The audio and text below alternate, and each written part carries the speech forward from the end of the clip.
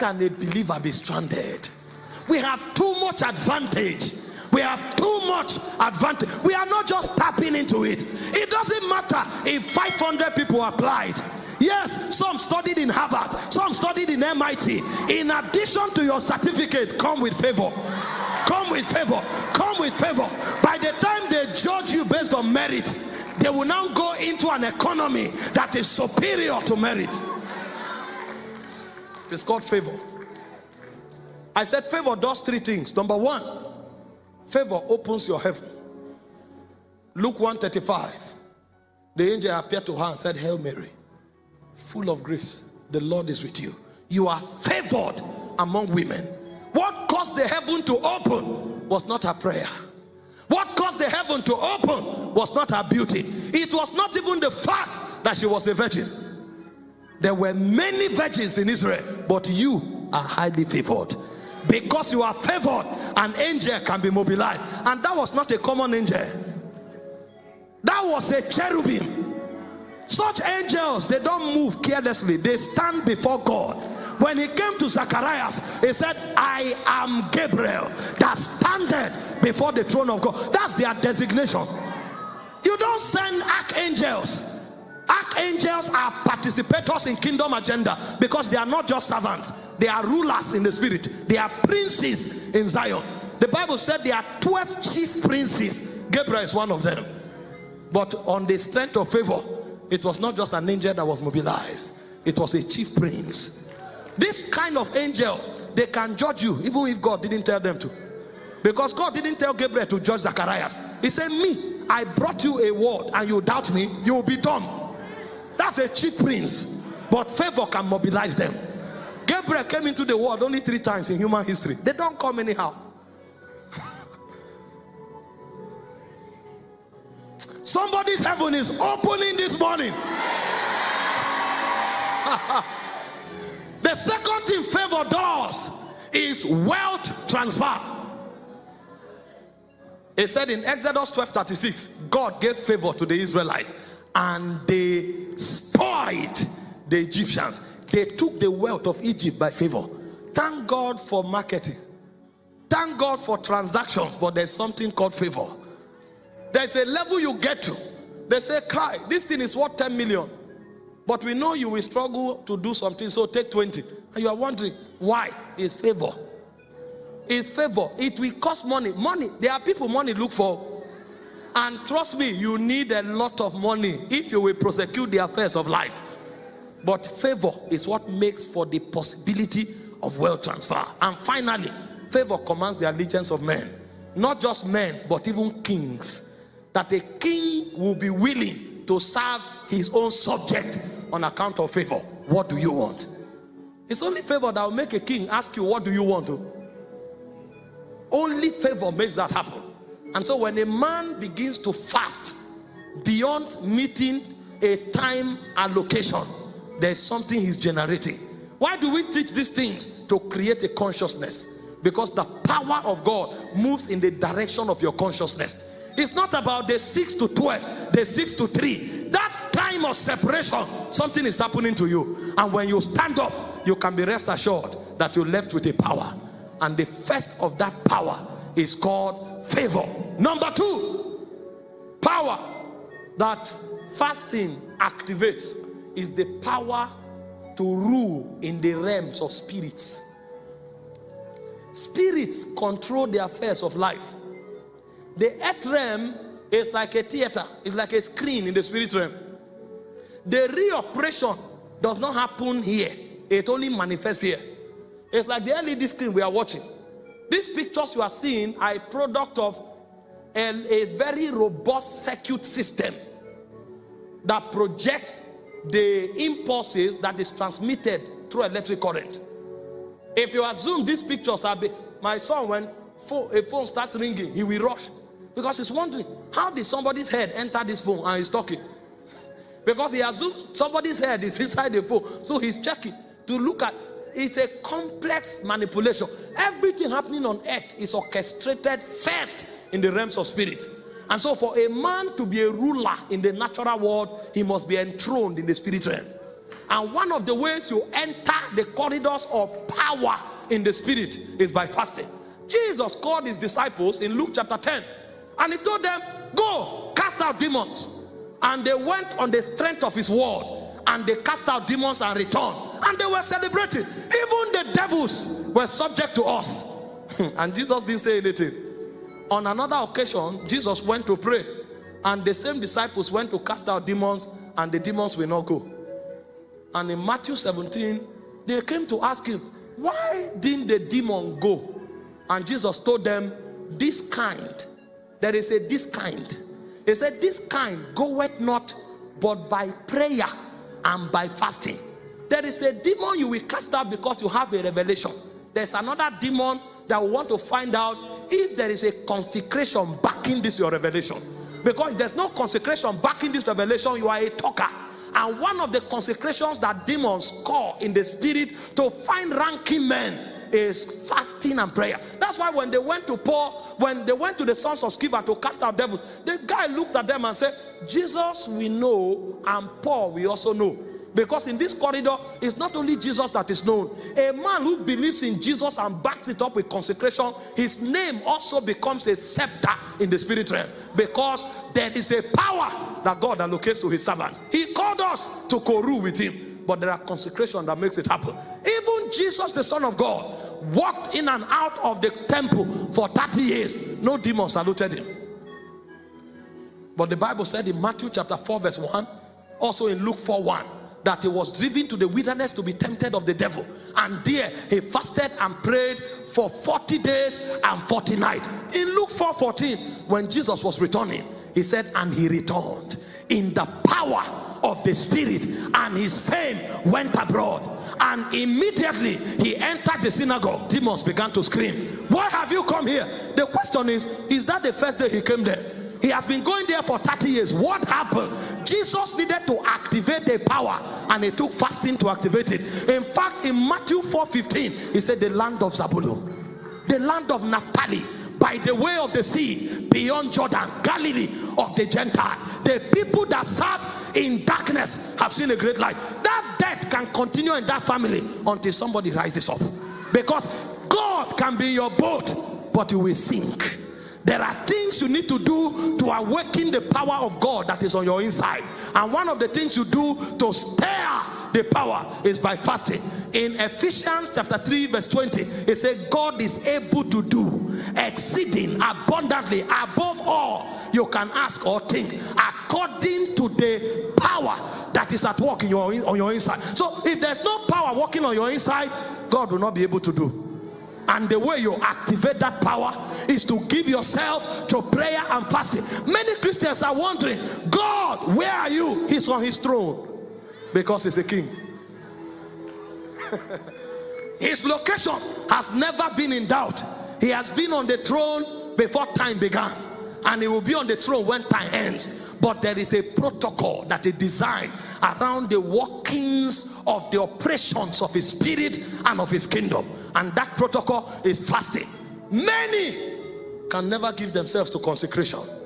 They are saying, if it will happen, it will happen. That is one of the biggest deception of time. Nothing happens. Nothing happens. Things are made to happen. If you don't know how to make things happen, it will never happen. Power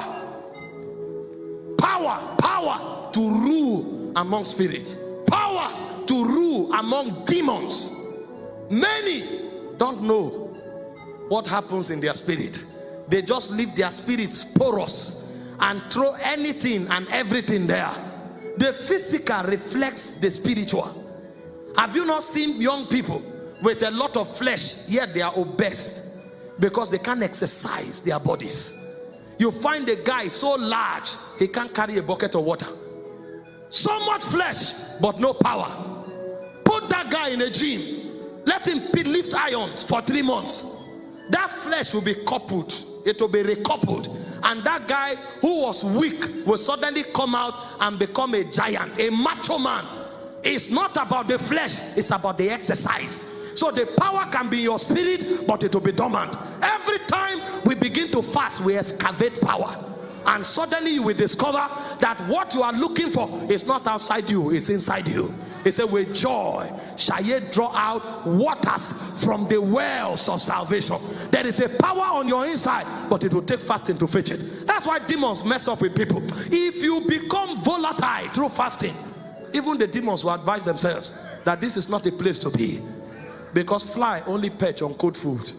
When you become hot, there's an intelligence in the fly realm to know that if you perch here, you are in trouble. There are men that demons tell themselves, don't go there. If you even fly over that house, there will be problem. You will not walk for 1 month, because they are too volatile. They are volatile. They are volatile. Paul said, in fasting often I pray in tongues more than ye all. So they know him in the demonic realm. If you get him angry, there will be challenge. He knew how to walk power. Power, power, power. Every Christian should rule among demons. Is our first, in fact, it's one of the signs that prove that we are Christians. He said, these signs shall follow them that believe. In my name they shall cast out devils. And so when Christians begin to struggle with demons, it means they've not touched power. They've not touched what it takes to survive and to succeed in time. And may God not make a demon know that you are susceptible to him. Demons are wicked creatures. You must rule over demons. You must dominate demons, and you must subject them to do the will of God. But it will take a lot of fasting for the revelation to come alive, for the power to be stirred. And if that doesn't happen, you can't rule. Number 3, fasting. It takes fasting to start a worthwhile adventure in this life. If it's this life, you want to do something that will be etched on the sand of time. You want to do something that is global. You want to do something that is eternal. It will take a lot of fasting. A lot of fasting. In Acts chapter 13, from verse 1 to 2, it said 5 men gathered in Antioch. It said they were teachers and prophets, but they couldn't start a movement. It's not a title that starts a movement. It's a power.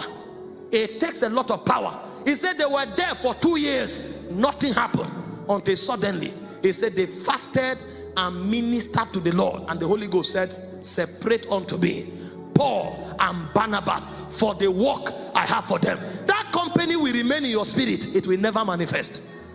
That book will remain in your spirit. It will never be written. Any global and transgenerational venture you see in this life, there is a dialogue in the spirit that makes it happen. It has been there, it will be there, and it will never change. The Bible spoke about Moses. He had a burden to deliver Israel, but he couldn't. In fact, he thought it was about a strategy. He began with a strategy of killing the Egyptians. When the vengeance of Pharaoh rose up, nobody told him. He ran away for his life. He ran into the wilderness without anybody advising him. But a point came. The Bible said, and Moses went to Horeb, the mountains of God. And at the backside of that mountain, he saw a spirit. And the spirit told him to go tell my Pharaoh, let my people go. Even though he met God, he knew that there's something he needed to do on earth in order to release that power. And the Bible said Moses, in Exodus 24 verse 18, fasted for 40 days and 40 nights. 40 days and 40 nights. When Moses began to engage the altar of fasting, he literally became a god. Until date, Moses cannot be forgotten. Do you know that when Paul was talking about the laws of God, he called it the laws of Moses? Moses had been immortalized. You can never forget him. When Jesus was about to go to do his own assignment, he took the appearance of Moses and Elijah to tell him what he must do in Israel. How can a man become so much of an immortal? Because there are protocols on earth that, when observed, puts the badge of immortality on you. Even Jesus, the Son of God, was on earth for 30 years. He could do nothing except as he fasted. He said Jesus fasted for 40 days and 40 nights. The moment he returned, the movement began. There is a fast you will fast, and a vision will appear to you. There is a fast you will fast, and the power to start that business will be released upon you. Men are not aware that there is a protocol in their spirit. How many die with potentials? It was Miles Moreau that told the story where he went to the grave and God told him, this is the wealthiest part of the earth realm. The wealthiest part, he says, is not a good mine. is where dreams are buried, books are buried, companies are buried, power for emancipation buried, because men can't pay prices. How can you leave this world and return to heaven with a vision in your spirit? How can you leave this world and return to heaven with a company that should feed 10 million people? Because you could not go on the altar of fasting for 21 days. You could not go on the altar of fasting for 40 days. You could not go on the altar of fasting for 1 year. There was a time I discovered my life was in a cycle. And in 2012, the Holy Ghost advised me. He said, if you want to fulfill this destiny, better leave food alone. The greatest of us fell, either by food or by our attraction to the opposite sex. You don't leave it, you become nothing. And from 2012 to 2017, I fasted every day from morning till night. 5 years. Before the fasting was over, I exploded. See, there is something on your inside that the world can't contain. He said he has put eternity in our hearts, but that eternity must erupt in order to swallow the world. And today, you have to refuse not to move around the world. You are on high demand. People say, even if it's 1 day, come. I'm leaving for Ghana on Tuesday. On Friday, I'm leaving for Manchester. I return from Manchester to Zambia. I return to Anambra State. I return to Lagos. As I'm leaving on Tuesday, I won't return until April 10th. And if I leave on April 14th, I won't return until April 24th.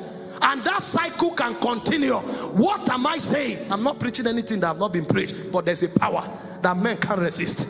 When they hear you, they can't stop. They cannot, but they want to touch you. There's a power. There's a power. It's not about doing things new. It's not about doing a new thing. It's about coming fresh and coming with power. There's a power called anakazo. It compels men. 1,000 men can preach, but when you talk, your voice is like a sting. They can hear you. Even when they go to sleep, they can't sleep. In their dream, the voice is echoing. And God will deliberately put honor on your voice. And when you are talking, a man will sleep and encounter God. What is happening is a power. You can start a pure water business, but start it with power. And see what happens. It's not, see, when a spirit wants to manifest his excellency, he will get you to do something common. Something common. And a man selling pure water can be a millionaire. A man selling silpers can be a millionaire. A man doing what you consider. Somebody can be selling food and build an estate. And you are wondering what is happening. You are just there selling food, but the senator wants to eat that food. You are selling food, the governor wants to eat that food, and people are wondering, what is she putting inside? It's not about what he's putting inside. It's the power with which she's doing it. It's the power. When the power comes, the word submits to you. I prophesy over someone, as we engage in this fasting week, you will step into a power